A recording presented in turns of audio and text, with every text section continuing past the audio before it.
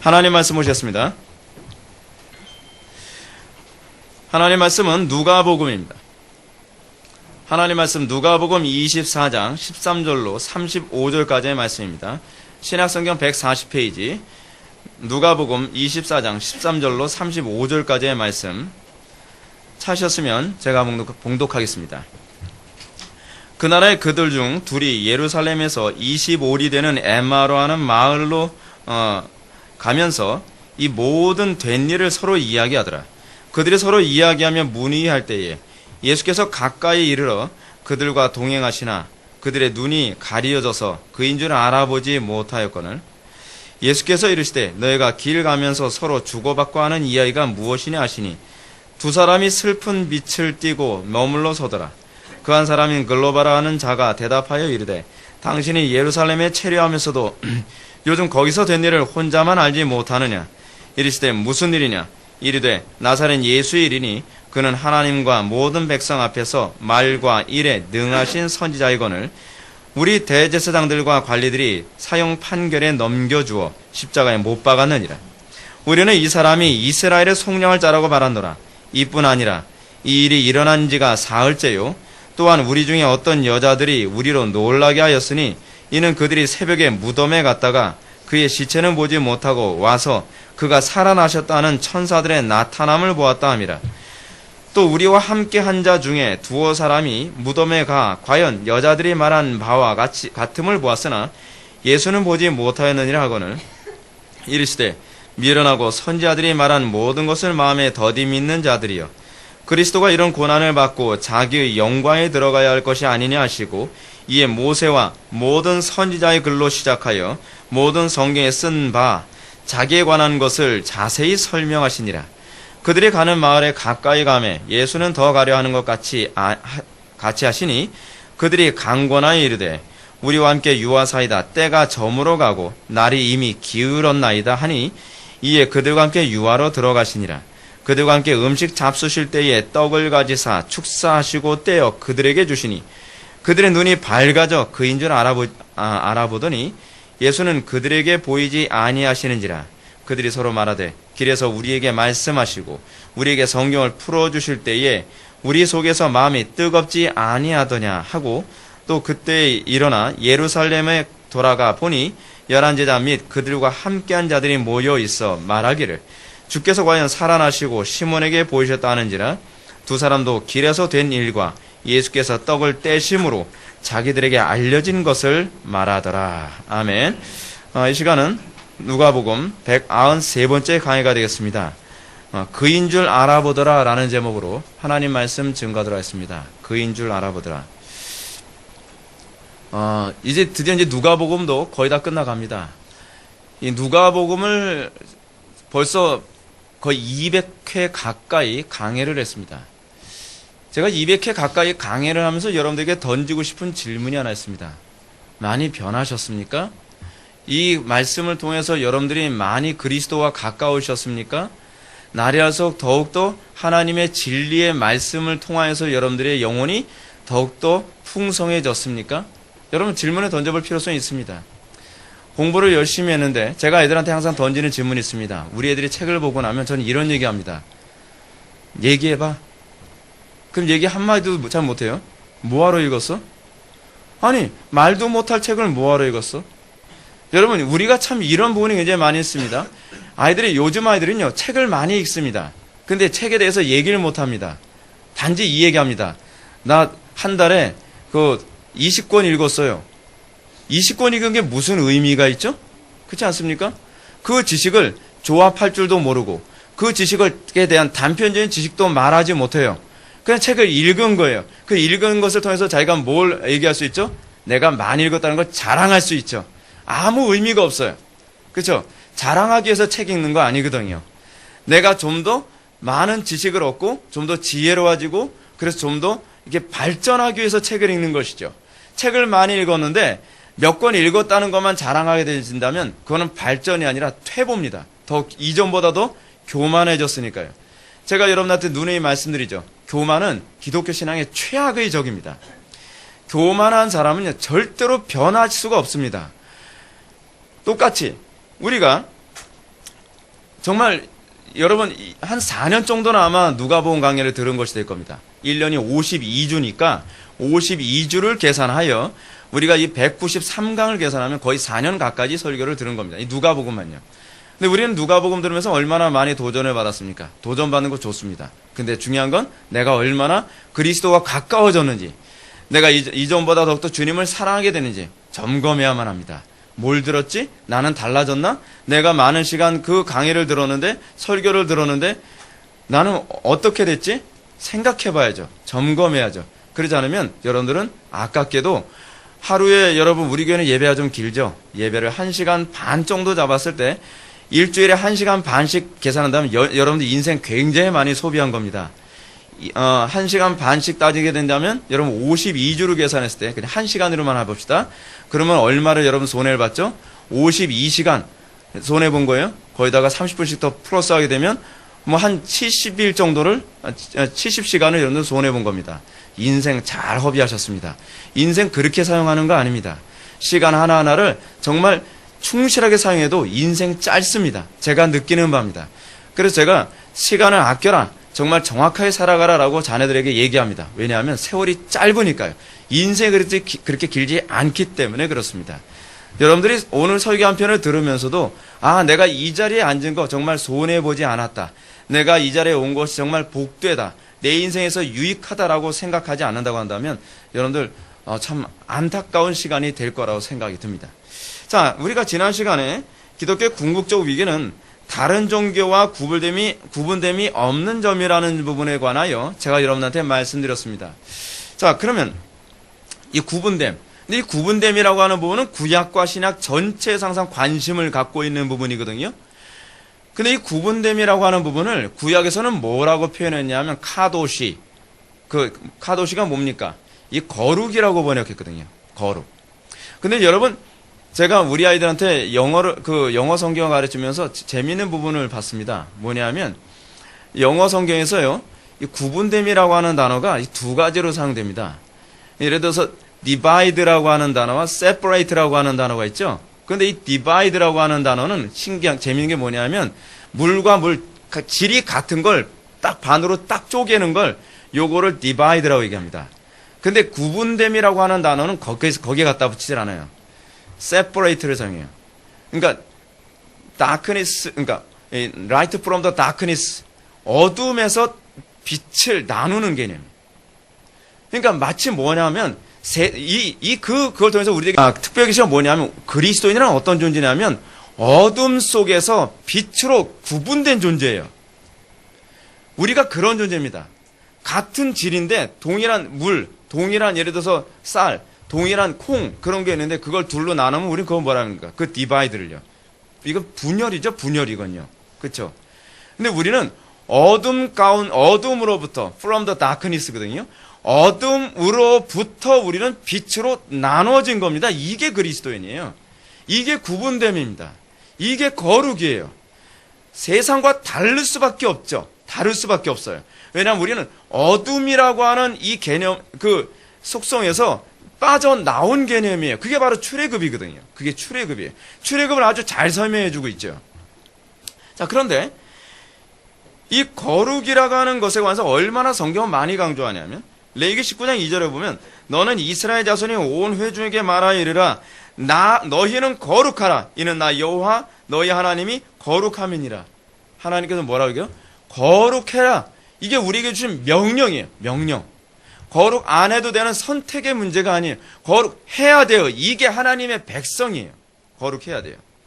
베드로도 구약의 레위기를 인용하면서 이렇게 얘기합니다. 기록되었을 때 내가 거룩하니 너희도 거룩할지어다 하셨느니라. 계속 우리가 거룩해야 되는 이유는 뭐죠?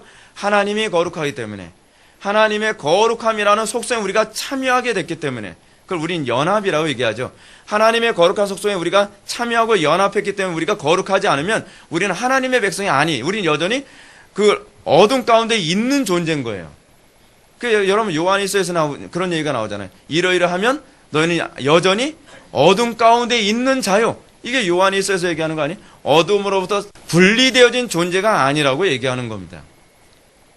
근데 문제는 이 거룩에 대한 이해가 이제 중요합니다.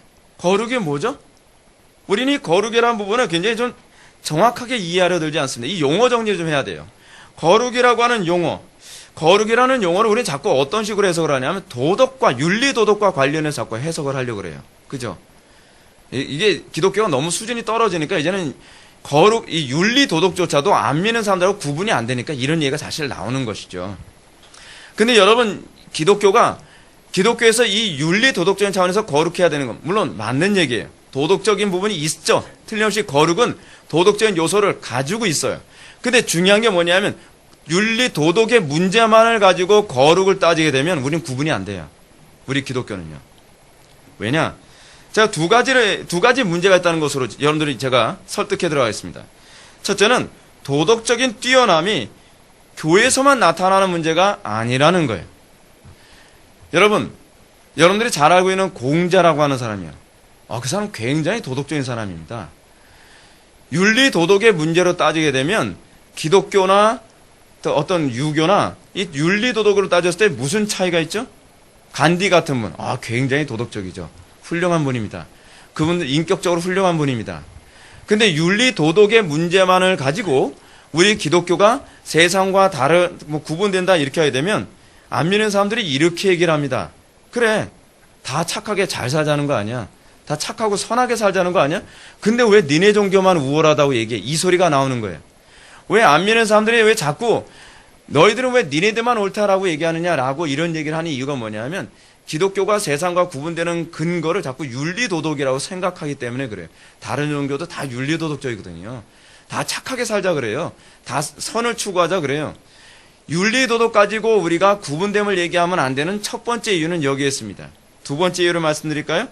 두 번째 이유는 또 더 극단적인 부분입니다. 뭐냐면 때로는 우리의 신앙의 어떤 신조가 세상 사람들이 봤을 때 윤리적이지 않다고 보여지는 영역이 있기 때문에 그렇습니다. 세상 사람들이 소위 일반화되어진 도덕윤리라고 하는 잣대가 있습니다. 그들이 가지고 있는 도덕윤리의 잣대는 소위 이것이 상대적인 도덕윤리의 개념이에요. 근데 우리가 가지고 있는 절대적인 소위 율법의 개념으로 봤을 때 단편적인 예를 들어서 이렇습니다. 우리는 조상에게 절을 하는 것에 관해서 우리는 저항하죠. 그랬을 때 왜 안 믿는 사람들이 우리를 막 나쁘게 대하죠?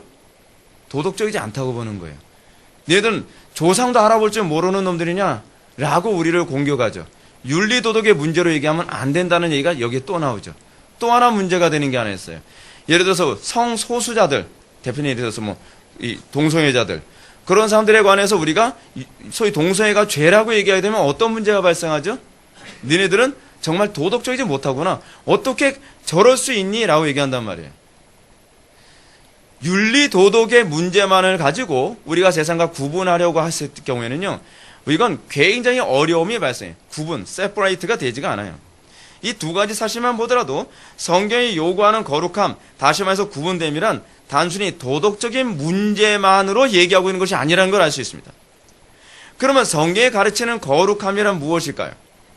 여러분 성경이 얘기하는 거룩함, 성경이 얘기하는 소위 구분됨, 여러분 이거는 그럼 우리가 뭐로 그러면 얘기하는 것일까요? 간단합니다.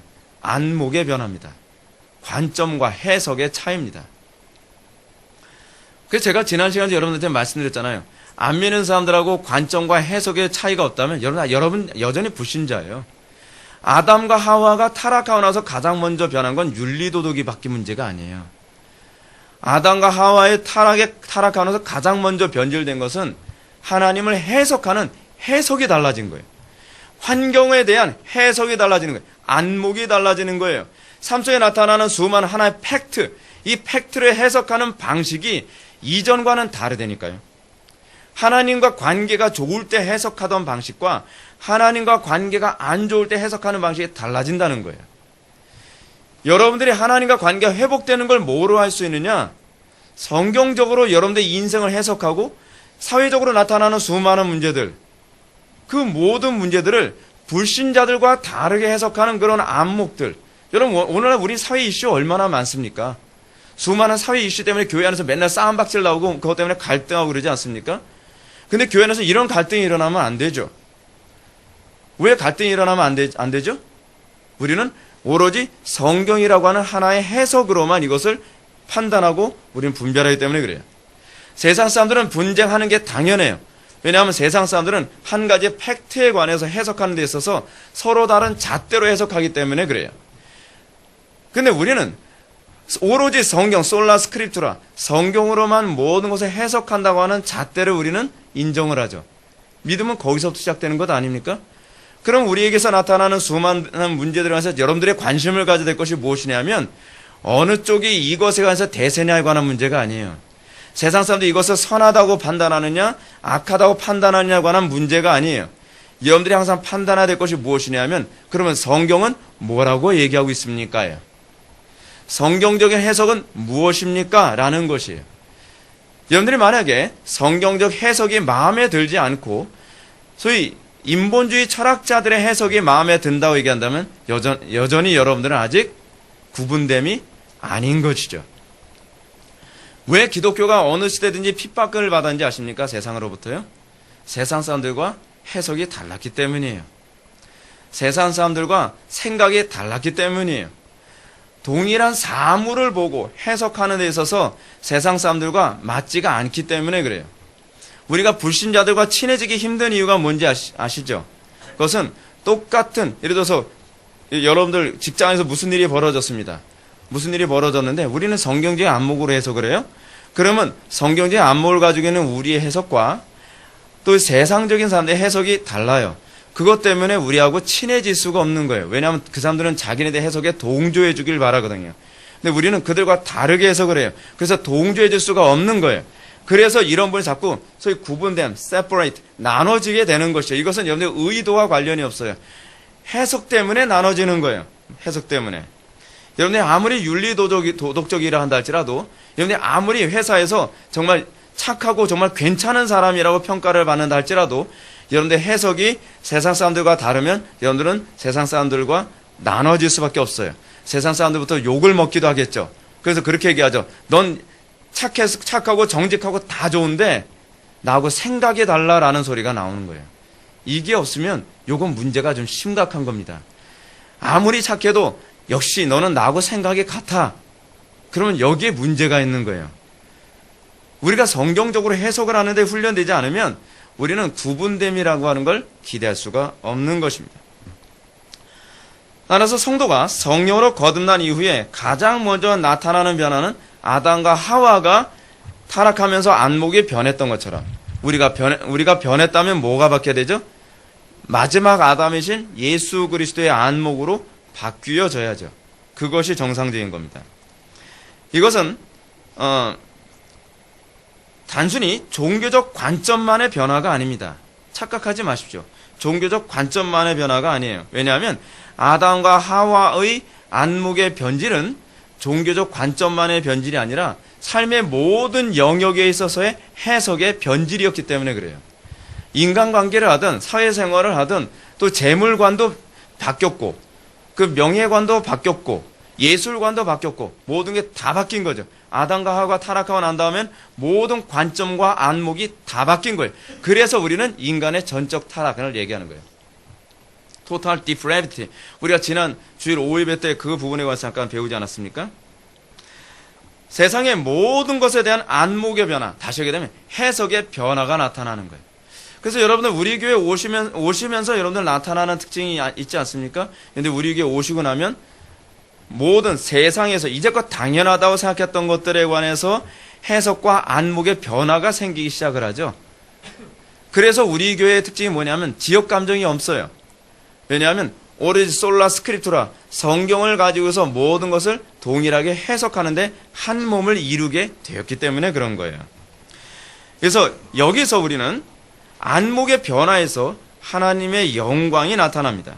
이 안목의 변화 때문에 성도는 세상 사람들에게 핍박을 당하고 멸시를 당하고 따돌림을 당하게 됩니다. 왜죠? 생각이 다르기 때문에 그래요. 생각이 다르기 때문에. 안목의 차이 때문에 성도는 세상에서 이방인 취급당하고 외골수로 여겨지기도 하고 때로는요 비도덕적인 존재로 멸시를 당하기도 합니다. 오해받는 거죠. 오해받는 거예요. 왜 그렇습니까? 성도는 모든 면에서 세상 사람들과 다른 안목을 소유한 존재이기 때문에 그렇습니다. 이걸 인정해야 돼요. 이걸 인정하지 않으면 여러분 신앙에 출발 자체가 아직 안 돼요. 그래서 그리스도인은 어떤 존재냐면 예수님의 안목으로 세상의 모든 것을 보기 시작한 거예요. 예수님의 안목으로 보기 시작하니까 가장 먼저 뭐가 보여요? 세상에 보이는 게 아니라 내가 보이기 시작하죠. 내가 죄인이었다는 것, 내가 생각하는 거 하나부터 10가지가 다 틀렸다는 것을 발견하게 되죠. 그걸 발견해야 될 때 어떻게 됩니까? 회개가 동반되는 거예요. 그것을 발견하지 않으면 그 사람은 죽었다 깨어나도 회개 안 합니다. 회개하는 신용만 하죠. 삶의 변화가 안 나타나는 이유가 무엇입니까? 안목이 안 바뀌어서 삶의 변화가 안 나타나는 거예요. 그래서 성도는 안목이 바뀌고 난 이후서부터 가정에서나 직장에서나 어떤 현상이 나타나냐? 물과 기름 돌듯이 분쟁케 되죠. 그래서 예수님이 뭐라고 말씀하십니까? 내가 너에게 화평을 주러 온 줄로 착각하지 마라. 내가 너에게 온 것은 뭐예요? 분쟁케 하려 왔다. 내가 너에게 검을 주러 왔다. 근데 어떻게 분쟁을 하게 만들죠? 부모와 자녀가 분쟁을 해요. 남편과 아내가 분쟁을 해요. 시어머니와 며느리가 분쟁을 해요. 여러분, 왜 분쟁을 하죠? 그게 바로 구분이기 때문에 그래요. 그게 바로 separate예요. 그게 바로 세상으로부터 끄집어내어진 출애굽을 한 존재들에게 나타나는 특징이기 때문에 그래요. 그래서 예수님께서는 너희들이 분쟁케 되는 게 정상이다 라고 해요. 그런데 착각하지 마십시오. 분쟁케 하는 것이 정상이지만 분열케 되는 것이 정상은 아닙니다. 우리는 separate지 divide가 아니에요. 이 부분을 구분하지 못하면 엉뚱한 짓 하고 돌아다녀요. 분열시키는 게 신앙이라고 생각하라는 또 오류에 빠져버린다는 거예요. 이 부분을 정확하게 구분하여 나는 과연 분열주의자인가, 나는 과연 구분된 존재인가를 정확하게 이해하지 않으면 이 애매모호한 선에서 여러분들은 하나님의 영광을 가릴 수 있다는 것입니다. 오늘 보면은 이러한 안목의 변화가 얼마나 중요한 것인지를 누가는 또다시 새로운 사건을 통해서 우리들에게 얘기해 주고자 합니다. 근데 오늘 보면 사실 저 원래 본문 길게 잘 안 잡잖아요. 길게 안 잡는 이유가 뭐냐면 길게 잡으면 할 얘기가 너무 많아가지고 시간이 부족해요. 되도록이면 저는 본문을 짧게 잡고 하고 싶은 얘기를 다 하려고 하는데 오늘 본문 같은 경우는 본문을 짧게 잡으면 하고 싶은 말은 다 할 수 있을지 모르겠는데 본문에서 누가가 하고자 하는 의도를 얘기할 수가 없어요. 그래서 어쩔 수 없이 오늘 본문은 저도 버거울 정도로 너무 길게 잡았는데 그래서 꼭 하고자 하는 얘기, 핵심적인 얘기, 누가가 꼭 무엇을 얘기하고 싶어 하는가 그것만 오늘 얘기하고자 합니다. 자, 그럼 여기서 먼저 살펴봐야 할 부분이 무엇인가 볼까요? 본문에서 누가는 엠마오라는 마을을 향하여 가는 두 명의 제자를 언급합니다. 뭐 얘기를 하려면 뭘 먼저 얘기해야 되죠? 주연이 누구냐, 조연이 뭐냐, 뭐 등장인물 얘기해야 될 게 아니에요. 그죠? 그래서 등장인물 1, 2가 나옵니다. 근데 1, 2 중에 한 명은 이름이 나오는데 한 명은 이름이 안 나와요. 그래서 이 1, 2가 나오지만 그냥 1, 2 뭐 그렇게 얘기할 수밖에 없는 상황이 돼버리고 말았습니다. 그 중에 한 명은 이름이 실명이 거론되는데 글로버라고 하는 실명이 거론되어 있습니다. 근데 또 다른 한 사람의 이름은 실명이 거론되지 않아요. 왜 그럴까요? 누가가 관심이 없기 때문이에요. 간단하죠? 예. 그리고 우리가 관심을 가질 필요가 없다는 겁니다. 확실한 건 12제자단에 있는 사람이 아니라는 얘기예요. 근데 이 두 사람에 관한 또 다른 알 수 있는 정보가 하나 있습니다. 그게 뭐냐면 13절에 보면 그들 중에 둘이라고 얘기하고 있습니다. 어떤 그룹 안에 있던 둘이에요. 어떤 그룹 안에 있다가 이 사람들이 나와서 엠마오로 가고 있었던 중인 거예요. 이 두 명의 제자가. 그러면 이제는 그러면 그들은 과연 어떤 존재인가라고 하는 것을 알아야 되는데 그들에 관하여 얘기해주고 있는 부분이 바로 9절에 나옵니다. 9절에 보면 11사도와 다른 모든 이에게 알리니 누가요? 천사를 만난 여인들이 11사도와 다른 모든 이에게 알렸대요. 그러면 그 천사를 만난 사건을 알리고 있는 이 여자가 그 11사도뿐만 아니라 여러 많은 제자들에게 알렸는데 그 제자 그룹 안에 있었던 사람 중에 두 사람이라는 거예요. 그 두 사람이 지금 나와서 그러니까 하도 실망해서 낙심해서 우울해서 그냥 엠마오로 그냥 가고 있었던 것입니다. 자, 누가는요 그 이외에 더 이상 정보를 우리에게 제공해 주지 않습니다. 왜일까요? 그것만 알아도 되기 때문이에요. 아주 간단 명료해요. 예. 성경은 필요 이외의 얘기를 안 합니다. 핵심에 집중하도록 하기 위해서예요. 여러분, 이게 신앙생활이라는 거 알고 계십니까? 신앙생활은요, 핵심에만 집중하면 돼요. 괜히 쓸데없는 것, 자줄구레한 것에 집중하다 보면 신앙의 본질을 잃어버리죠. 길을 잃어버립니다. 이게 성경에 기록된 방식이고, 이것이 성도들이 신앙생활하는 방식이기도 합니다. 본질에 집중하는 것. 자, 여기서 그러면 왜 이 두 사람 대해서 이 정도의 정보만 얘기하고 있는가? 그 이유가 있습니다. 이 두 사람이 어떤 사람이라는 거예요? 이미 예수님의 부활에 대한 정보를 들은 사람이라는 거예요. 누구에게요? 그 여자들에게. 지난 시간에 우리가 살펴봤던 그 여자들에게 그 정보를 들었어요. 그리고 그 정보를 들었을 뿐만 아니라 천사들을 만났다는 얘기도 들었고, 천사들이 어떤 얘기했는지 다 얘기했겠죠. 그렇죠? 자, 그런 정보를 들었으면 여러분들은 어떻게 반응해야지 정상이라고 생각됩니까? 누가는 지금 그 얘기하고 싶은 거예요. 기뻐해야 되죠. 놀라 있어야 되는 거 아닙니까? 흥분돼 있어야 되는 거 아니에요? 근데 이들은 그렇게 반응하고 있지 않고 있다는 게 문제인 거예요. 이들은 예수님의 부활 정보를 들었어도 예수님이 부활 안 한 것처럼 지금 여전히 태도가 변함이 없어요.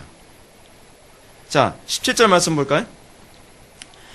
17절 말씀 보면 예수님께서 그들에게 나타나서요, 너희가 길 가면서 서로 주고받고 하는 이야기가 무엇이냐라고 질문했을 때 두 사람이 슬픈 빛을 띠고 머물러 서더라라고 반응하는 것을 보여야 됩니다. 여러분, 예수님 부활하셨습니다. 그럼 여러분들 저한테 지금 이런 얘기 들었어요. 여러분 어떻게 반응해야 되죠? 너무 기뻐요. 근데 기뻐하진 않아요. 예. 아니, 천사가 얘기해줬다니까요. 근데 기뻐하진 않아요. 이야, 부활절날 교인들 모습을 다 보는 것 같죠? 예. 예수 부활하신 할렐루야 했는데도 완전히 얼굴은 상함의 걸로 가득해서 완전 초상집에 온 것 같이 그 찬양을 부르고 있는 거예요. 그래서 그 모습을 그대로 보여주고 있는 거예요. 그들은 슬퍼하고 있습니다. 여러분 굉장히 와닿지 않습니까? 현실감 있게 느껴지지 않아요? 그 슬퍼한 이유가 19절부터 24절에 나옵니다. 좀 길죠? 제가 읽겠습니다. 이르시되 무슨 일이냐? 이르시되 나사렛 예수의 일이니 그는 하나님과 모든 백성 앞에서 말과 일에 능하신 선지자이거늘. 알긴 잘하죠. 우리 대제사장들과 선지자들이 사형 판결에 넘겨주고 십자가에 못 박았느니라. 팩트에 대한 이해는 정확합니다. 우리는 이 사람이 이스라엘을 속량할 자라고 바라노라. 이뿐 아니라 이 일이 일어난 지가 사흘째요. 또한 우리 중에 어떤 여자들이 서로 놀라게 하였으니 이는 그들이 새벽에 무덤에 갔다가 그의 시체는 보지 못하고 와서 그가 살아나셨다는 천사들의 나타남을 보았다 함이라. 또 우리와 함께 한 자 중에 두어 사람이 무덤에 가 과연 여자들이 말한 바와 같음을 보았으나 예수는 보지 못하느라 하거늘. 아멘. 여러분, 우리가 이 부분을 왜 누가가 언급하고 있는지 알겠죠? 엠마오로 가는 두 제자에 관한 얘기는요, 누가복음에만 기록되어 있습니다. 다른 복음서에는 안 나와요. 누가가 왜 이것을 기록하느냐? 지난 시간에 우리가 살펴봤던 그 여자들하고 똑같은 케이스라는 거예요. 케이스 바이 케이스예요. 정보가, 팩트가 우리에게 믿음을 주지 않는다는 거예요. 근데 거기다 하나를 더 덧붙이고 있죠. 하나의 정보에 대한 해석을 들었어도 그것이 믿음되지 않는다는 얘기입니다. 놀랍지 않습니까? 정보에 대한 해석을 들어서 이 사람들은 좀 더 업그레이드 된 겁니다. 빈무덤만 봤다는 것이 아니라 이 빈무덤에 대한 이 해석이 누가 훔쳐간 것도 아니고 그 예수님이 기절했다가 깨어나가지고서 걸어 나갔다는 것도 아니고 부활하셨다라고 하는 걸 다른 사람들은 천사에 의해서 해석됐다는 걸 들었다는 걸 그 팩트에 대한 해석을 전에 들었어요. 그런데 이 제자들은 어떻죠? 안 변해요. 지금 그거 얘기하자는 겁니다. 달라진 게 하나도 없다는 걸 얘기하는 겁니다. 더 충격적인 사실 하나 얘기해 드릴까요? 그 여자들은 예수님을 못 보기라 했지. 지금 이 두 명의 제자들은 어때요? 예수님을 코앞에 두고서도 이러고 있어요. 코미디 아닙니까? 코미디요? 근데 굉장히 재미있는 사실. 물론 예수님을 알아보지 못한 건 이유가 있죠. 변형된 육체를 입고 있으니까 못 알아봤을 거예요. 그렇게 위로를 삼읍시다. 예, 그렇게 위로 삼으면 한결 낫죠. 그렇죠? 여러분, 정말로 이 부분이 충격적이라는 생각을 해야만 합니다. 그리고 이 부분이 바로 우리의 얘기라는 것을 또한 알아야만 합니다. 이들은 그냥 여자의 증언을 들은 게 아니에요. 이 여자들은 맨날 거짓말만 하고 돌아다니는 여자들이 아니에요. 신뢰할 만한 여자들이에요. 경건한 여자들이에요. 경건한 여자들의 증언을 들었어요.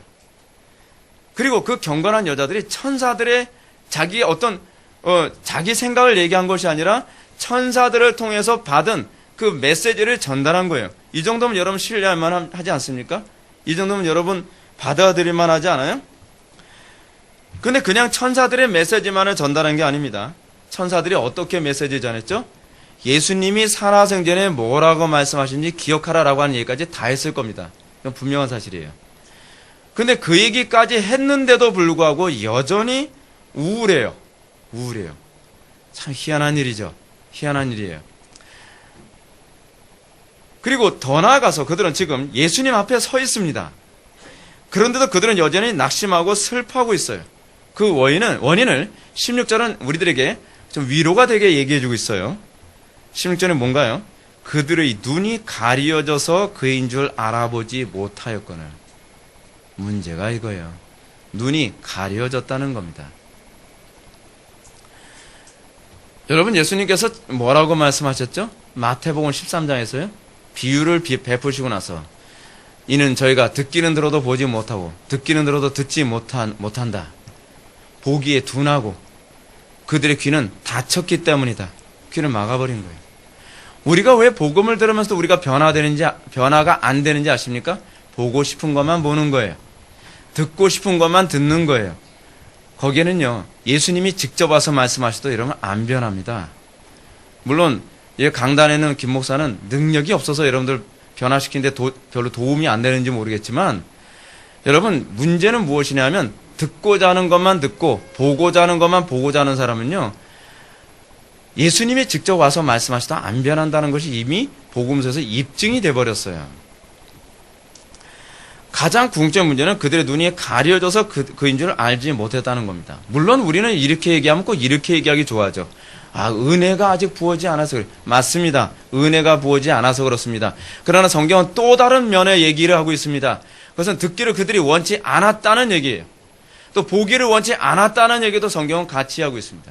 책임이 하나님께만 있다고 얘기하는 사람들은 자꾸 하나님의 주권을 얘기하기 좋아하죠. 하나님께서 눈 뜨지 않게 하셨는데 그럼 어떻게 봐요? 하나님께서 듣지 못하게 하셨는데 어떻게 못 들어요? 어떻게 들을 수 있어요? 라고 얘기하죠. 근데 우리는 그 면만 보면 안 돼요. 또 다른 면이 분명히 있다니까요. 저희가 보기를 원치 않았고 저희가 듣기를 원치 아니하였도다라는 말도 성경은 같이 다루고 있다는 것입니다. 우리가 이 부분을 같이 봐야 되는 이유가 뭐냐면, 모든 문제의 책임은 나에게 있고 모든 영광의 은택은 항상 하나님의 은혜에 있다는 것을 인정하라는 얘기입니다. 근데 우리는 거꾸로 얘기하죠. 우리가 무엇을 은혜를 받으면 내가 이렇게 했더니 은혜를 받았다. 모든 영광은 내가 받으려고 하죠. 그리고 내가 변화되지 않으면 우리는 항상 누구 책임? 조상 탓, 하나님 탓, 아담 탓. 이게 옛 아담의 특성 아닙니까? 옛 아담이 뭐예요? 항상 문제를 자기에 찾지 않고 이 여자 때문에, 저 뱀 때문에, 이 뱀. 왜 자기에게서 문제를 찾지 않죠? 그게 아직 안목이 안 바뀌었다는 거예요.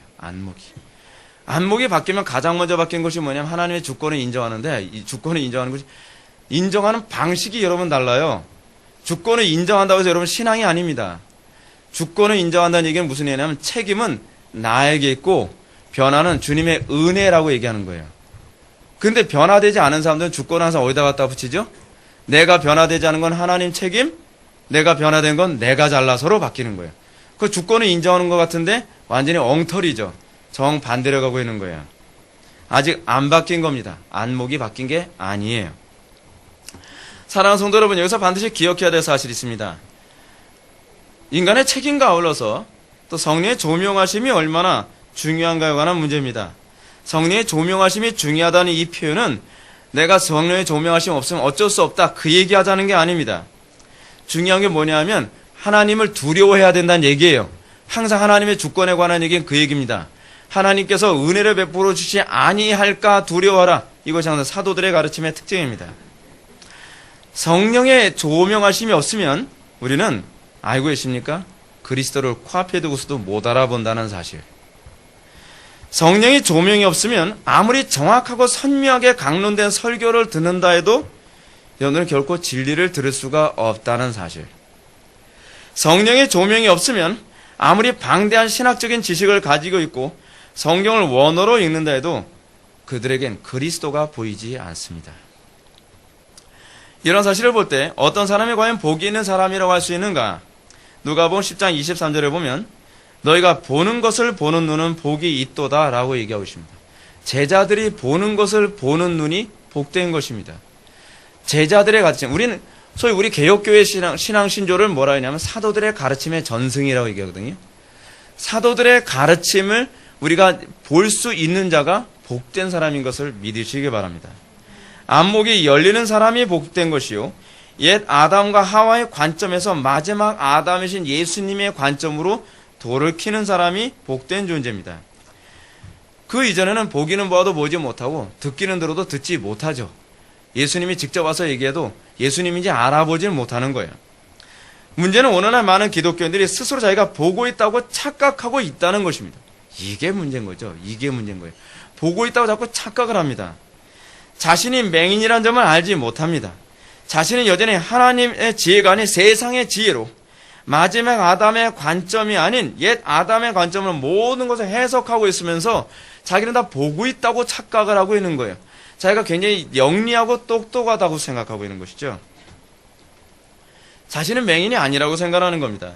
이런 사람들은 예수님을 향해서, 여러분, 이런 사람들의 특징이 뭐냐면, 이런 사람들은 예수님이 육체를 입고 인카네이션, 성육신에서 이 땅에 오셨을 때 예수님이 그리스도라는 걸 못 봤어요. 예수님이 당신의 메시아됨의 수많은 증거를 다 보이셨거든요. 어떤 선지자가 무리를 걸었어요. 어떤 선지자가 과연 맹인의 눈을 뜨게 했어요.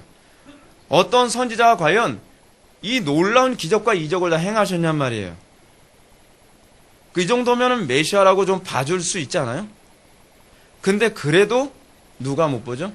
신학적으로 뛰어나다고 하는, 정말 누구보다 정말 많이 알고 있다고 하는 바리새인들이나 사두개인들, 서기관들은 예수님이 하나님의 아들이요 메시아라는 것을 못 봤어요. 그 당시에 누가 볼 수 있었죠? 누가 예수님이 메시아라는 걸 볼 수 있었죠? 소경, 절뚝발이, 그렇지 않으면은 그런 기타 등등의 가장 멸시받고 천대받는, 때로는 창녀, 세상에서 가장 도덕적으로 흠이 많다고 하는 사람들, 그 사람이 예수님의 메시아됨을 볼 수 있는 눈이 열렸다는 사실입니다. 그래서 예수님께서 바리새인들 향해서 뭐라고 말씀하시느냐?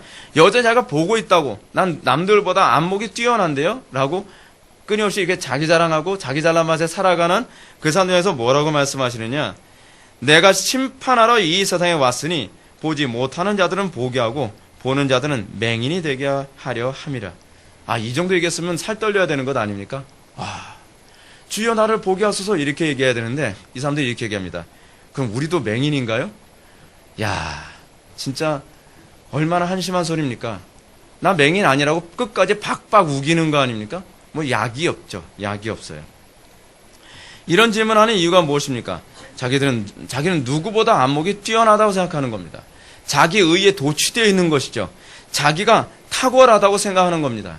여러분, 내가 탁월하다고 생각하는 아이에서는 결코 하나님의 탁월성을 보지 못합니다.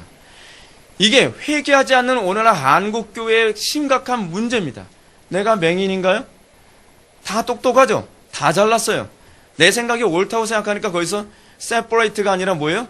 디바이드가 생기는 거예요. 교회 안에서 끊임없이 같은 신앙 고백을 하고 있다는데 맨날 분쟁하고 싸우고 편갈로 서고 나중엔 더 심각한 쇠파이프 들고 싸우는 그런 교회도 있지 않습니까? 여러분, 왜 이런 디바이드가 생기죠? 왜 이런 분열이 생기죠? 그 이유가 어디 있죠? 보고 있다고 착각을 하고 있는 거예요. 보고 있다고. 제가 교회 안에서 싸움박질하고 막 그러는 그 교회에 어떤 권사님한테 좀 얘기를 했습니다. 이러시면 안 돼요. 이거 아닙니다. 절대로 안 됐습니다. 절대로 안 들어요. 제가 옛날에 다녔던 모교회거든요. 그랬더니 아무래도 제가 그 당시 제가 전도사였는데 전도사라도 전도사 우습게 보이죠. 사실 우스운 것도 사실이고. 근데 네가 몰라서 그래. 나 모르는구나. 네, 알겠습니다. 전 모르고 있었군요. 문제가 그겁니다. 다 똑똑한 거예요. 다 똑똑해요. 다 잘났어요. 어려움이 있고 문제가 있을수록 어떤 상황에 있어서 갈등이 생길수록 우리는 어디로 돌아가야 되죠? 우리 신앙의 선배 얘기하는 것처럼 솔라 스크립트라고 돌아가야죠. 성경으로 돌아가야죠. 성경이 뭐라고 얘기하고 있느냐? 성경이 우리에게 뭐라고 가르치느냐? 이것이 우리의 신앙의 선배들이 걸어갔던 길입니다. 근데 우리는 성경으로 안 돌아가죠. 이번만은 내 판단이 옳아. 하나님 좀 가만히 좀 계세요. 이거는 제가 처리해야 될 문제예요. 그러니까 하나님께서 뭐라 하죠? 그 사람들의 눈을 못 보게 만드시는 것이죠. 여러분, 이게 우리가 얼마나 이게 심판이라는 거 알고 계십니까? 눈이 가려지는 게 심판이라는 거 알고 계세요? 소돔과 고모라 성 사건에서도 천사들을 강간하려고 했던 그 사람들, 그들이 이러지 말라, 롯을 통해서 틀림없이 얘기했죠. 이 극악한 일을 하지 말라라고 얘기하지 않았습니까? 그런데 안 들으니까 어떻게 해요? 그들의 눈을 가리어서 맹인이 되게 만들지 않습니까? 그게 심판이에요. 그 맹인이 된 그 사람들, 여러분, 소돔과 고모라성 멸망하는 그 가운데 빠져나올 수 있었을까요? 배는 게 없는데 어떻게 빠져나옵니까? 심판이죠. 이게 심판이에요. 끊임없이 하나님의 말씀 앞에 회개를 독려해도 회개하지 않고 더 내가 옳다라고 성경을 끊임없이 멸시하는 것을 우리는 뭐라 하냐면 이것이 성령을 이게 소멸하는 죄, 성령을 소멸하는 죄. 그리고 그들이 끊임없이 예수님과 대적하는 이 부분에 관해서 뭐라고 하시죠? 이 나의 말과 나를 대적하는 것은 사함을 받을 수 있으나 성령을 회방하는 죄는 사함을 받을 수 없느니라. 성령 회방하는 건 단회적인 얘기하는 게 아니에요. 지속적으로 하나님의 말씀을 멸시하고 무시하는 행위를 얘기하는 겁니다. 그렇게 되면 점점 자기 확신에 차게 되고 성경의 가르침을 미련하다고 생각하게 되는 것이죠. 그게 심판이라고 얘기하는 것입니다. 자, 예수님이 이렇게 말씀하시죠. 그 바리새인들 보고요. 너희가 맹인이 되었다라면 죄가 없으려니와 본다고 하니 너희 죄가 그대로 있느니라. 본다고 자꾸 고집을 피우니까 너희 죄가 그대로 있다는 것입니다.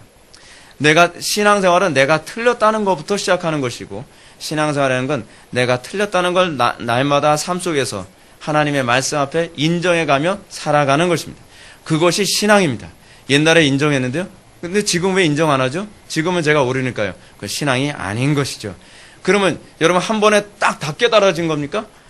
한 번에 모든 성경을 다 통달하게 된 겁니까? 그 방법 좀 가르쳐 주세요. 그렇게 되는 법 없어요. 우리는 끊임없이 나는 틀렸고 성경이 옳습니다.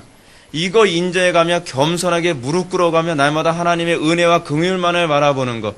이게 그리스도를 바라본다는 태도입니다. 그래서 제가 말씀드리잖아요. 신앙의 가장 중요한 유산은 겸손이라고요. 겸손을 잃어버리면 모든 걸 다 잃어버립니다. 사랑하는 성도 여러분, 자신이 맹인된 존재라는 것을 알게 됐다면 그 사람은 분명히 신중해질 것입니다. 자신이 맹인된 존재라는 것을 인정하고 있는 사람은 너무나도 자기 확신에 쉽게 빠지질 않을 것입니다. 과연 이것이 성경적인가? 이것이 옳은가? 끊임없이 우리는 성경의 가르침에 귀를 기울이고 또 기도를 통해서 성령의 조명을 구하게 될 것이고 내 경험보다는 교회사 안에서 나타난 신앙의 선배들의 경험에 귀를 기울이게 될 것입니다. 신앙이라는 것은요, 끊임없이 객관화를 추구하는 것입니다. 나만 옳다라고 해야 되면 이게 주관하죠. 나의 옳음이 객관성 안에서 입증되어졌을 때 움직이는 것이 이것이 신앙입니다. 객관화가 신앙이에요. 주관화에 빠지면 거기서 뭐가 나오죠? 이단 나오기 똑참인 것이죠. 여러분, 이단의 교주들 다 뭐라고 얘기합니까? 나만큼 깨달은 사람이 있으면 나와보라 그래. 내가 계룡산에서 요한계시록을 내가 100번을 읽었는데 다 하겠어. 대단한 분이시죠. 예. 우리 신앙의 선배들 중에 요한계시록 그렇게 읽고서도 난 제대로 깨닫지 못하겠어 라고 한 사람들이 다거든요. 근데 그 교주들 보면 항상 특징이 뭐냐 하면 자기는 굉장히 똑똑한 거예요. 자기는 맹인이 아니래요. 그러니까 맹인인 거예요. 오늘날 이 시대의 기독교가 가지고 있는 문제가 여기 있습니다. 자신을 성경에 비춰보는 너무 게을러요. 왜냐하면 왜 게을르냐? 내가 너무 옳다고 확신하기 때문에 그렇습니다. 자기 자신을 교회사에 비춰보는데 너무 게을러요. 기도를 통해서 성령의 조명에 자신을 비춰보는데 너무 게으르단 말입니다. 그 결과 이 시대에는 한국교회의 특징이 뭐냐면 각자 자기 소견에 옳은 대로 살아요. 비록 성경의 가르침을 배웠다 해도 그건 참고죠. 그냥 참고. 예. 또 어떤 참고냐면 내가 옳다고 하는 걸 논증하기 위한 일종의 뭐예요? 소스로 삼는 거예요. 불편한 부분은 빼버리고 나한테 내가 사용할 수 있는 것만 이 부분적으로 제가 사용하는 것이죠. 이단도 다 그렇게 하지 않습니까? 이단도 다 성경이 인용해요. 그렇죠? 그게 문제라는 거예요. 그게. 비록 성경의 가르침을 배워도 정작 자신의 삶의 현장에서는 이전처럼 세상적인 지식과 경험과 자기 확신 살아가요. 여전히 세상 사람들처럼 살아가요. 세상 사람들처럼 해석하고 세상 사람들처럼 생각해요. 그래서 한국교회 이단과 교회 분쟁과 다툼이 계속 속출하고 하나됨이 나오질 않는 겁니다. 하나됨이. 한국인들의 가장 심각한 문제는 뭐냐면 다 똑똑해요. 다 똑똑해요. 그래서 똑똑한 사람들하고 살려니까 아유 힘들어요. 굉장히 힘듭니다. 여러분 생각해 보십시오. 바로 눈앞에 서 계신 예수님조차 바르게 바라보지 못하는 이 유대인들, 그 사람들이 유대 사회를 이끌어가고 있는 거예요. 예수님이 메시아인지조차도 바라보지 못하는 사람들이 메시아에 대해서 설교하고 있다니까요. 창기보다 못한 안목을 가진 사람, 그죠? 그리고 세리보다 못한 안목을 가진 사람, 눈먼 맹인보다 못한 안목을 가진 사람이 내가 신학을 공부했고 내가 바리새인이고 내가 사두개인이라고 하는 이 소위 잘못된 자기 확신에 빠져가지고서 이 사람들이 사회를 다 오도하면서 어떻게 됩니까? 모든 사람들이 예수님께 향하도록 만들었어야 되는데 모든 사람들 오도해서 예수님 십자가에 못 박는 데 선동질한 것도 아닙니까? 근데 우리나라의 지금 심각한 문제가 그거예요. 한국 사회가 지금 문제가 뭔지 아십니까? 이 맹인이 이 나라를 움직이고 있다는 게 문제인 거예요. 맹인이 맹인을 인도해요. 근데 문제는 뭐냐면 그 맹인이 맹인을 인도하는데 다 그 맹인들의 말에 옳다고 다 환호하면서 같이 널뛰고 있다는 겁니다. 안타깝죠? 안타까워요. 이게 지금 이 사회의 문제입니다. 이 사회 문제. 오늘날 교회도 다르지 않습니다. 맹인된 인도자들이 더 확신에 차 있죠. 이런 이유 때문에 성경은 목회자가 되는 조건을 이렇게 말합니다. 지식이 많아야 목사가 될 수 있다라고 얘기하지 않고 바울은 이렇게 얘기합니다. 사람이 자기 집을 다스릴 줄 알지 못하면서 어찌 하나님의 교회를 돌보리요. 간단한 논리죠. 성경을 잘못 알고 그리스도를 제대로 바라보지 못한 사람들은 자기 가정부터 쑥대밭으로 만들어 놓고 뭘 목회한다고 그러는 거예요. 여러분, 목회를 시작하려면 어디서부터 출발해야 되느냐? 내 가정에 이 말씀을 적용해서 정확한 열매를 보면서 그것을 교회에 적용하는 식으로 이렇게 좀 확산시켜 나가야 되거든요. 근데 사도 바울이 참 바른 목사의 기준으로 얘기하는 것 중에 하나, 뭐 얘기하려면 많이 있지만 시간이 없으니까 딱 하나만 얘기하면 자기 집부터 잘 다스려라. 자기 집부터 그리스도의 영광이 나타나게 잘하라. 그리고 나서 네가 목사가 될 건지 어떤지 해라. 근데 한국교회가 그렇지 않다는 게 문제예요. 한국교회 목회자들 지금 가정들 쑥대밭이라고 다들 얘기하고 있지 않습니까? 성경에 위배됐죠. 성경적이지 않습니다. 이것이 문제입니다. 이런 사실을 오늘 보면 30절과 32절 말씀 아주 잘 설명해 줍니다. 그들과 함께 음식 잡수실 때에 떡을 가지사 축사하시고 떼어 그들에게 주시니 그들의 눈이 밝아져 그인 줄 알아보더니 예수는 그들에게 보이지 아니하시는지라. 이 부분은 우리가 잘 알고 있는 성찬 예식의 말씀입니다. 아, 이거 다음 주에 써먹으면 딱 좋은 성경 구절인데, 그죠? 근데 미리 나왔어요. 어쩔 수 없어요. 여기서 얘기하지 않으면 얘기가 안 돼요. 우리는 이 말씀 앞에서 몇 가지 살펴보고 이 말씀을 살펴봐야 되는데, 그것은 예수님께서 무조건 성찬을 통해서 은혜를 베푸는 것이 아니라는 것입니다. 성찬이 은혜의 방편이 되는 것은요, 예수님이 보이셨죠. 말씀을 풀어주시고 그리고 나서 성찬을 집례하지 않으셨습니까? 이게 성찬을 집례하는 방식이에요. 이게 바로 개혁교회 추구하는 방식이거든요. 말씀을 해석하고 풀어주고 그 다음에 그것을 염두에 두고 성찬에 참여하는 것입니다. 어떻게 성경을 풀어주셨느냐? 이르시되 미련하고 선지자들이 말한 모든 것을 마음에 더디 믿는 자들이요. 아유, 얼마나 미련해 보이겠어요, 그죠? 그리스도가 이런 고난을 받고 자기의 영광에 들어가야 할 것이 아니냐 하시고 이에 모세와 모든 선지자의 글로 시작하여 모든 성경에 쓴 바 자기에 관한 것을 자세히 설명하시니라. 자세히 딱 설명하시죠. 이렇게 말씀을 풀어주실 때 그때도 이들은 예수님인 줄 알아보지 못했다는 것이 신기하지 않습니까? 이들이 들었을 때 한 귀로 듣고 한 귀로 흘려간 거 아니에요. 허투루 듣지 않았습니다. 여러분 32절 보면 이 사람들이 이렇게 얘기합니다. 예수님께 그 말씀 풀어주신 거 들었을 때 어떻게 그 마음속에 내면에서 어떤 일이 일어나는지를 설명해 주는데 길에서 우리에게 말씀하시고 우리에게 성경을 풀어주실 때에 우리 속에서 마음이 뜨겁지 아니하더냐. 뜨겁지 아니하더냐. 근데 예수님이 여전히 어떻게? 웬 낯선 사람이 성경을 풀어주는 것으로 보여지는 거예요. 웬 낯선 아저씨? 웬 낯선 아저씨가 어떻게 이렇게 성경을 잘 알지? 야, 신기하네. 여전히 그런 거예요. 예. 여러분, 이게 오늘날 우리들에게 나타나는 모습 아닙니까? 이게 오늘날 우리 신앙에서 흔히 나타나는 현상입니다. 마음은 뜨거워졌는데 여전히 주님이 보이질 않아요. 마음이 뜨거워졌는데 주님을 알아보질 못해요. 설교를 듣고 놀라운 깨달음을 얻었지만 주님의 영광을 보지 못하는 사람들 얼마나 많습니까? 삶의 변화도 없고 그 깨달음이 능력으로도 나타나지 않습니다. 깨달아졌는데 깨닫게 된 말씀을 전할 힘도 없어요. 이야, 신기하죠. 매주 설교를 듣고 가슴이 뜨거웠대요. 가슴이 뜨거웠어요. 터질 것 같았어요. 근데 내 삶 속에 나의 고난 가운데, 나의 슬픔 가운데서 그리스도께서 함께 하시는 것이 보이질 않아요. 이야, 신기하죠. 여러분, 그리스도께서 안 보이십니까? 그리스도께서 지금은 여러분들에게 안 보이시니까 안 보이는 겁니까? 그렇지 않아요. 그리스도께서는 여전히 우리와 임마누엘로 함께 계십니다. 그게 보여야 돼요. 근데 설교를 들을 때 가슴이 뜨거운데 집에만 돌아가면 그리스도가 안 보이네? 직장만 가면 그리스도가 안 보여요. 삶 속에서 문제가 생겼을 때 그리스도가 보여야 되는데 안 보여요. 가슴은 뜨거워졌는데. 성경을 통해서 강론을 듣고 설교 통해서 끊임없이 듣는데 웬 낯선 아저씨가 설교하는 것처럼 들리는 거예요. 그냥 맨날 보는 목사가 설교하는 것처럼 들린단 말이죠.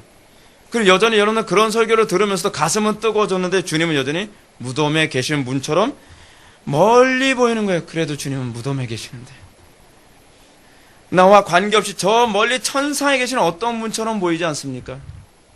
설교를 듣고 성경을 보고 공동체 지체의 권면을 들을 때 잠시 가슴이 뜨거워지죠. 그래, 오라, 바로 그거야. 소망이 생긴 것 같죠. 그런데 여전히 주님은 무덤에 계신 것처럼 얼굴은 또 어두워져요. 지금 누가가 그 얘기하자는 겁니다. 우리 신앙의 모습이 바로 그거라고 얘기하고자 하는 거예요. 그 이유가 무엇이겠습니까? 왜 우리에겐 주님의 실체가 안 보이는 겁니까? 설교를 그렇게 많이 들었는데 사람들이 이런 얘기 많이 합니다. 목사님, 저는 수도 없이 성경을 읽었고 설교를 들었고 은혜도 받았는데 왜 안 변하죠? 왜 저는 내 삶 속에 대적들이 몰려올 때, 그 빚쟁이들이 막 나를 쫓아올 때, 그리고 나에게 고난이 왔을 때, 질병 가운데 왜 내 옆에 계신 주님이 안 보이는 거죠? 왜 주님은 여전히 무덤 가운데 계신 분처럼 나는 왜 답답하고 두려운 것이죠? 그 이유가 뭘까요? 그거 얘기하자고 여기서 그러는 겁니다. 지금 얘기하면 재미없으니까 좀 더 얘기하고 얘기합시다. 제자들의 예를 들어 다시 생각해 봅시다.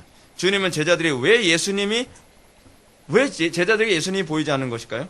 실체가 없어서 안 보이는 겁니까? 코앞에 계시잖아요. 그 이유가 어디에 있었는지 29절부터 39절 다시 한번 봅시다.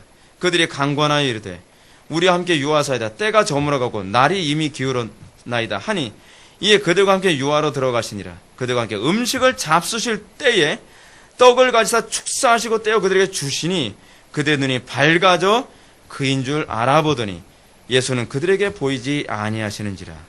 참 놀랍죠. 비로소 언제 보이기 시작합니까? 축사하고 떡을 떼어서 나눠주니까요. 여러분, 우리는 성찬 예식이 은혜의 방편이라고 얘기합니다. 그 성찬 예식은 우리의 믿음을 견고케 한다고 얘기합니다. 이건 말장난 아닙니다. 실제로 여기서 지금 그거 보여주고 있는 겁니다. 성찬 예식을 지금 하고 계신 것이죠. 예수님께서요. 그래서 축사하시고 떡을 떼어서 그들이 떡을 먹음과 동시에 예수님이 보이기 시작합니다. 이분이 예수님이셨네. 아무리 얘기했을 때도 몰랐어요. 안 보였어요. 가슴만 뜨거워서. 왜 뜨겁지? 이 아저씨는 어떤 아저씨길래 내 가슴을 뜨겁게 하지? 눈치가 없어서가 아니에요.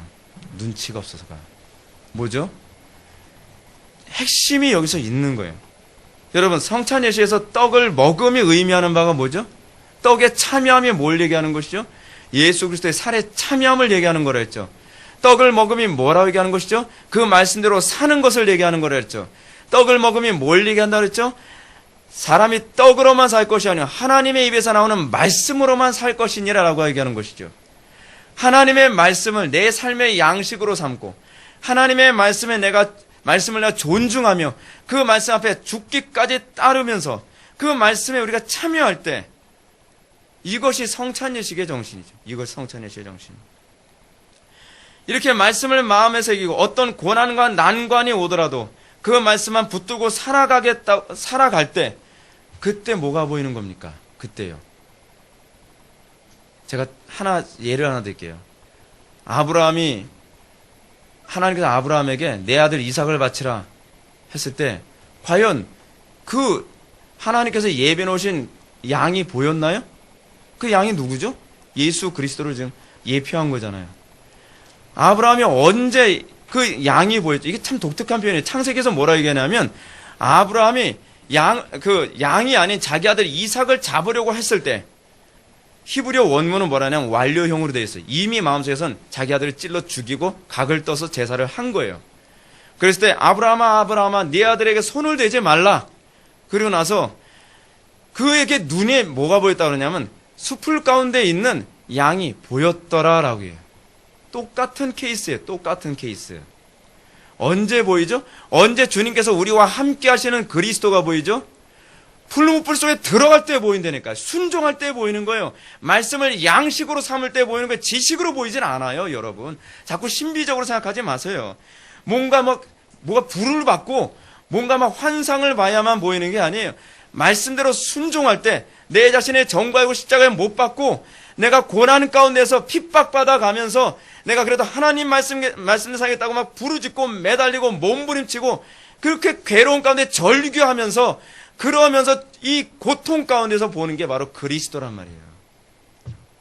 우리는 왜 삶 속에서 하나님 말씀을 그토록 들으면서도 가슴이 뜨거웠다는, 여러분, 우리는 수도 없이 뜨거워졌다고 얘기하잖아요.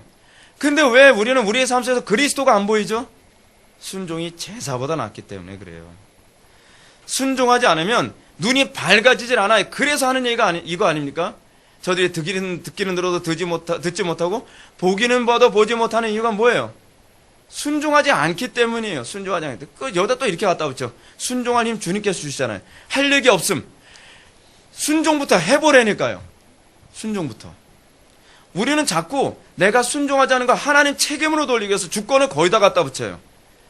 성경 자세히 보세요. 성경 거의 다 갖다 붙이지 말라고 얘기하고 있어요.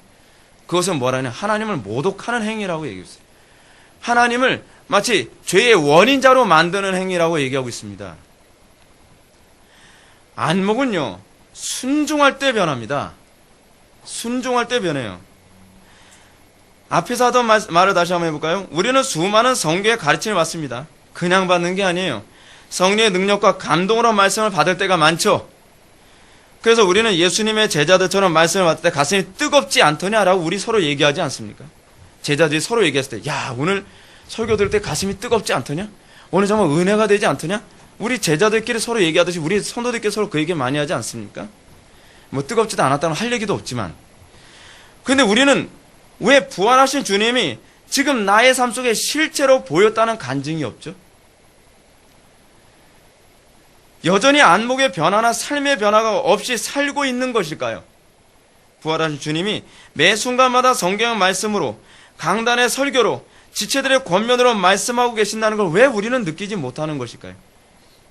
여러분, 강단에서 설교를 하지만 목사가 설교하는 겁니까? 아니에요.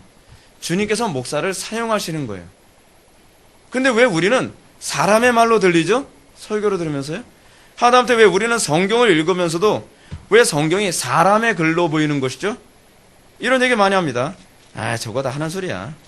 성경 다 그렇고 그러는 거지 뭐.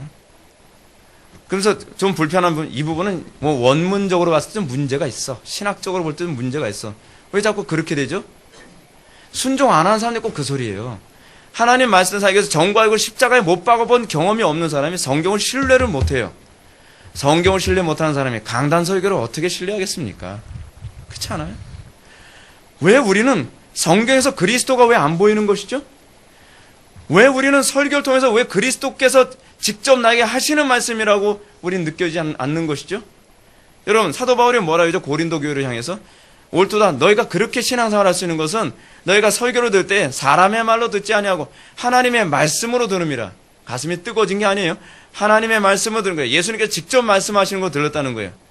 여러분, 바울이 설교 잘했기 때문입니까? 아니에요. 뭐라고 얘기하죠? 바울이요? 믿음으로 받았기 때문에. 믿음으로 받았다는 거예요. 믿음으로 받았다는 게 뭘 얘기하는 겁니까? 순종하기 위해서 들었다는 거예요. 성찬의 정신이 바로 그거예요. 말씀을 듣기만 하고 생명의 양식으로 삼지 않기 때문에 여러분들이 점점 설교를 들으면서도 점점 잠이 들어가는 거예요. 말씀을 정말 많이 듣는데 각성되는 게 아니라 자장가로 들려요. 신기하죠? 점점점 멀리서 뭔가 왕왕왕왕왕. 지금 목사님이 목소리가 점점 더 커지는데 왕왕왕왕왕. 근데 왜 왕왕왕 거리서 잠이 더 오지? 사람의 말로 들리기 때문에 그런 거예요.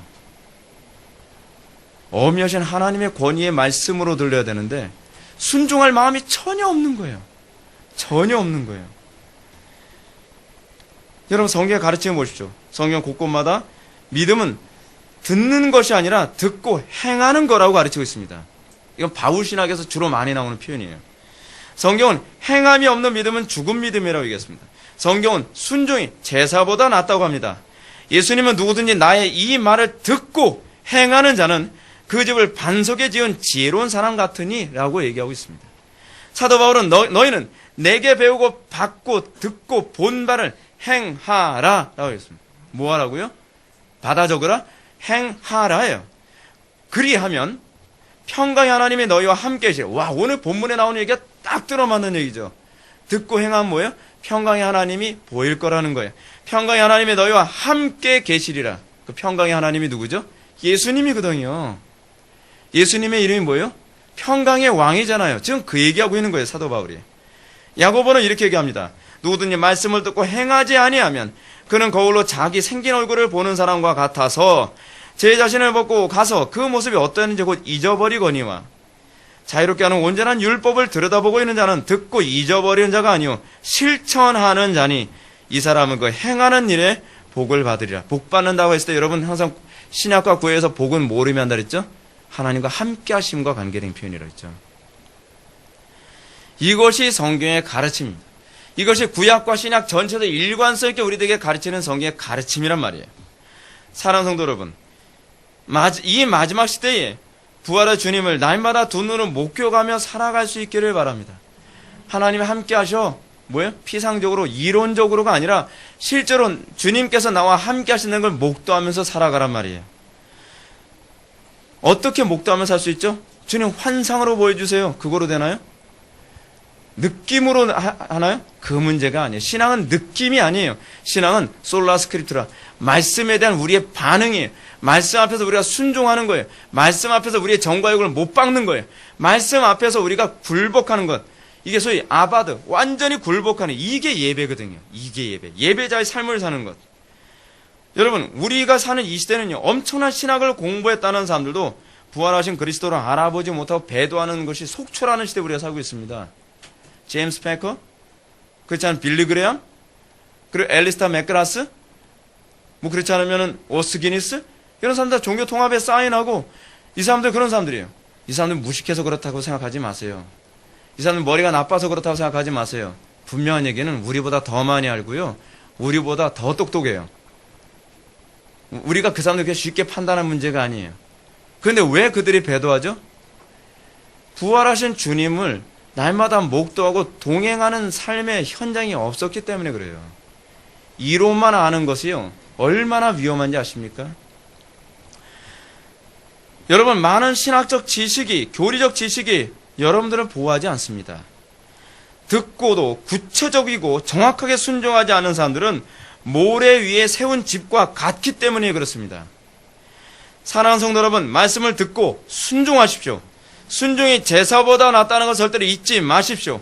아무리 배워도 주님을 알아보지 못합니다. 아무리 배워도 어려움 생기면 혼란스럽대요. 이게 예수님인지 저게 예수님인지, 저게 정통인지 저게 정통인지 혼란스럽다는 거예요. 왜 그렇죠? 말씀을 지식으로만 담기 때문에 그렇습니다. 말씀을 생명으로 삼고 말씀을 나의 양식으로 삼는 사람에게만 이 그리스도의 실체가 보이기 시작해요.